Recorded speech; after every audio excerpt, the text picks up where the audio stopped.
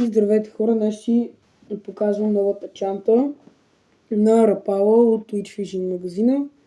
Преди малко ви показвах моята въйца. Много красива, изключително красива чанта. Ето тук има такова, което е много яко. Не знам точно какво е. Отзад има, ако може да забележите, ето тук да не се потите, има един джоб тук. Има и един джоб ето тук. Сега ще ви обърна цялата чанта, ще ви отворя, за да мога да видите какво има вътре. Това е Sling Bag. Отваряш го и тук като го отвориш, просто примамките си вътре, залепени са. Ето той върви с кутията. Тук съм сложил като цяло, в тази кутия ще сложа щукарските примамки, но в момента съм сложил пастървските, защото ще ходя утре за пастърва. Кутията отдолу е слепки, много е красива самата кутия. Ето тук има един ретрактор. Може да си закачите нещо на него, примерно. Извинете. Ето тук има още едно такова за отваряне. И тук съм направил примерно една костурска кутия с костурски силикони, само силикони. Много хубава кутия като цяло.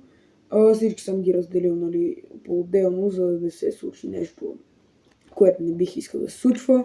Отдолу пак е слепки и пак се залепя ето тук по един специфичен начин. Вътре има ето това. Да, което мирише странно, но е готино. А ето тук пък има едно ципче, което го отваряш. Аз ще сложа един щукарски метър. Той е за бели ливи, едно флуорокарбонче. Това специално е до 2,2 кг, 0,156, това е 30 метра. И една кутийка на Хърти Райс. Ако се чуете защо съм ми сложил ето такива, защото леко така я щупих. Ето тук, както може да забележите, имам различни карабинки, а долу кукички. Ето при кучките, ето това го щупих и сега не мога да се затваря изцяло и затова съм сложил ластици за всеки случай, да не избягат кукички, защото ще е доста голям проблем, ако нещо стане. Ето тук имам различни карабинки и други неща, които съм си сложил като цяло. Доста на кефи самата чанта. Сега ще ги прибера. Може да сложиш още нещо, аз ще сложа още нещо след време. Примерно аз имам една кутия точния размер като тази и може да се побере тя. Примерно сега ще я покажа. Ето е самата кутия, щукарската ми кутия. И тя е точния размер. Перфектно. Ето сега варя тази кутия примерно и изведнъж тази се побира перфектно. Ако това отстрани, го срежа. Ето това. Ще го срежа и ще се побира перфектно. Аз точно тази мисля да ползвам. Но за сега ще използвам ето тази. Сега ще ви покажа как се носи и как може да си показвате другите неща. Така. Ето тук слагате я през рамо и минава ето от тук. Опа, грешка. И минава ето така. Ето е самата чанта, да се отдалеча малко да ви покажа. Ето е самата чанта как трябва да ви седи. Ето тук има да си я затегнете, ако не ви е много удобна. И примерно тук ретракторче. Има ретрактор. Тук примерно си вадиш примамките. Взимаш си какво ти е нужно, затваряш и много приятна кутийка, много приятна чанта, аз пък кутийка. И много хубавото на тази чанта е, че примерно, ако нещо вече не ти трябва, просто правиш цак и вече е за теб.